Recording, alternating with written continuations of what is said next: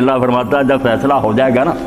اور دوسری دوزخ میں جائیں گے تو یہ پھر اکٹھے ہو جائیں گے، ابلیس کے گرد جمع ہو جائیں گے نا، اس سے کہیں گے تو نے ہمیں یہ کیا، تو نے ہمیں یہ کیا، وہ کہا یار شرم کرو، کیوں مجھے تنگ کرتے ہو۔ وقال الشیطان لما قضی الامر ان اللہ وعدکم وعد الحق ووعدتکم فاخلفتکم، یہ سورہ ابراہیم کا چوتھا رکوع کہ جب فیصلہ ہو جائے گا تو شیطان کہے گا کہ اللہ نے تم سے وعدہ سچا کیا تھا، اس کا وعدہ تم تک پہنچ رہا، تم نے وہ نہیں مانا، ادھر دھیان نہیں دیا۔ ایک وعدہ میں نے تم سے کیا تو میں تو اپنا وعدہ پورا نہیں کر سکا، میرے پاس کیا تھا دیتا، میں نے تو جھوٹے وعدے تم سے کیے تھے، تمہاری حماقت ہے، تم نے میری مانی۔ وما کان لی علیکم من سلطان الا ان دعوتکم فاستجبتم لی، میرا تم پر کوئی زور نہیں تھا، میں پکڑ کر کے لے گیا، وہ بھی دعائی دیتے رہا نبی، میں بھی دیتا، تم نے میری بات سن لی۔ فلا تلومونی ولوموا انفسکم، اب مجھے کوئی برا نہ کہے، جس نے برا کہنا وہ اپنی جان کو روئے، اپنے آپ کو برا کہو، دونوں چیزیں بک رہی تھی، تم نے کیوں نہیں نبیوں کی بات مانی، میری مانی تو اپنے آپ کو برا کہو۔ ما انا بمصرخکم وما انتم بمصرخیہ، قرآن پاک نے سب کچھ ہم تک پہنچا دیا جو آگے چل کر بھی، کہ نہ میں تمہاری کوئی مدد کر سکتا ہوں نہ تم میری کوئی مدد کر سکتے، یہاں اگر ایک دوسرے سے جھگڑے نا برا برا کہے تو فائدہ ہوگا کچھ نہیں، نہ میں اب دوزخ سے تمہیں چھڑا سکتا ہوں نہ تم مجھے چھڑا سکتے ہو۔ انی کفرت بما اشرکتمونی من قبل، کہ تم بے وقوف اور نادانو جاہل ہو مجھے جو اللہ کا شریک اس سے پہلے بناتے رہے، شرک کی شریک دیکھیں، اس سے پتہ چلا جو پہلے بھی سب کام سید قطب رحمۃ اللہ علیہ کا پڑھ رہے تھے کہ شرک رہ گیا نا اب عربی سے، نہ واقفیت کی وجہ سے ملوکیت کے غلبے، قبریں نہ پوجو، اللہ کے سوا کسی کو سجدہ نہ کرو، بس یہی رہ گیا جو شرک ہے، کہ بات نہ کسی کی مانو، اللہ کی مانو، شرک فی الطاعت، عبادت میں شرک نہیں، حکم ماننے، نہ باپ کی مانو، نہ برادری کی، نہ معاشرے کی، نہ حکومت کی، اگر اللہ کے حکم سے ٹکراتی نہ مانو تو ابلیس کو کون شریک بناتا، ساری دنیا لعنت بھیجتی، کافر بھیجتے، مگر بات اس کی مانتے، اس کو شریک کرنا کہا۔ اس لیے اللہ تعالیٰ نے بھی دوسری جگہ سورہ یاسین میں کہا کہ میں نے تمہیں کہا نہیں تھا کہ شیطان کی پوجا نہ کرنا، اور کوئی شیطان کو پوجتا نظر آیا سارے گالیاں دیتے ہیں مگر مانتے اس کی ہیں، تو یہی وہ کہے گا کہ مجھے جو تم بیوقوف اللہ کا شریک بنائے بیٹھے تھے،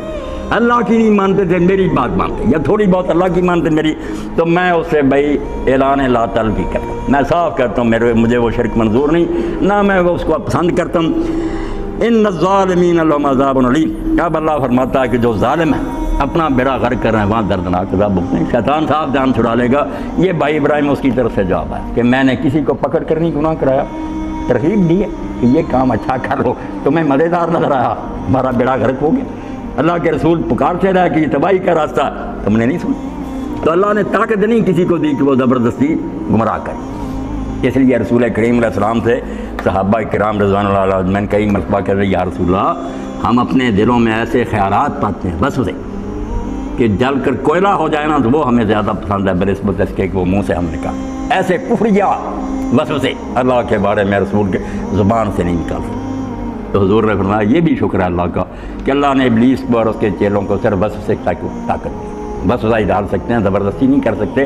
بعد میں اس پر عمل کرنا یا منہ سے نکالنا یہ تمہارے بس میں ہے، جو نہیں نکالے گا اور عمل نہیں کرے گا مار، بس وسے بے شک پیدا ہوتے رہیں، پکڑے اس وقت جاؤ گے جب زبان سے وہ بات کہو گے یا وہ عمل کرو گے، اور یہ نہیں کرتے بس وسے آنے تو بس وسے تک کیا ابلیس،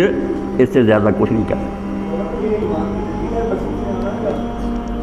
ہاں ایمان کی تو بہت بڑی دلیل ہے ان لوگوں کے لیے خادم صاحب جو اس کے وسوسوں کو قبول نہیں کرتے، جو پیچھے لگ جاتے ہیں، پھر کیا کر رہا ہے، پھر تو ڈاکہ پڑ گیا اور لوٹ کر لے گیا، جو ہاں وسوسے آتے رہیں یہ مزاحمت کرتا رہے، پھر آپ نے فرمایا ذاک فریق ایمان، بہت خالص ایمان کی نشانی ہے۔ اور حافظ محمد نقوی رحمۃ اللہ نے یہی مثال دی ہے کہ ڈاکو وہیں جاتا ہے جہاں پتہ ہوتا ہے کہ اس گھر میں کچھ ہے، خالی گھر میں کون جاتا، خام خواہ محنت ضائع نہیں کرتا، وہ ابلیس اور اس کے چیلے بھی حملہ آور وہیں ہوتے ہیں جہاں وہ پاتے ہیں کہ ہے کچھ ابھی ایمان لوٹ لے، تو اگر تو بچا گیا تو اصل تو یہی مار کا، مگر حال ہو گیا جیسے علامہ اقبال ایک جگہ لکھتے ہیں خواجہ اہل فراق کہا نا اس کو کہ یہ بیچارہ اللہ سے جدا ہو گیا ہے، بچھڑ گیا، اس کو خواجہ اہل فراق کا نام دیا کہ اللہ کے ہاں دعا کرتا کہ اللہ یہ دنیا جو تیری ہے نا اب میں اس سے تنگ آ گیا، آدم جو ہے نا انسان، اس کی بجائے کوئی اور آدمی پیدا کر جو میرے ساتھ کچھ کشتی تو لڑ سکے نا، یہ تو میں بھی قریب ہی نہیں جاتا، پہلے چت ہو جاتا، مجھے زور آزمائی کا کوئی موقع نہیں مل رہا، یا مجھے نہ اتنا زور پر رہنے دے، مجھ سے چھین لے میری بہت ساری طاقتیں، کمزور بنا دے، یا کوئی آدم نیا پیدا کر، یہ طنز ہے نا کہ موجودہ زمانے کے آدمی کو ابلیس کی بھی ضرورت نہیں، یہ پہلے ابلیس بنا ہوا۔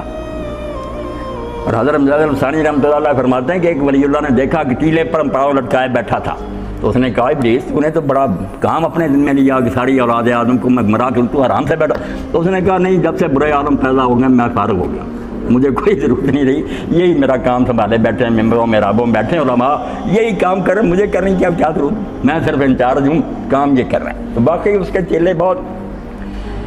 اللہ نے بہرحال اس کو یہی طاقت دی ہے کہ وہ وسوسہ اندازی کر سکتا، زبردستی نہیں گمراہ کر سکتا.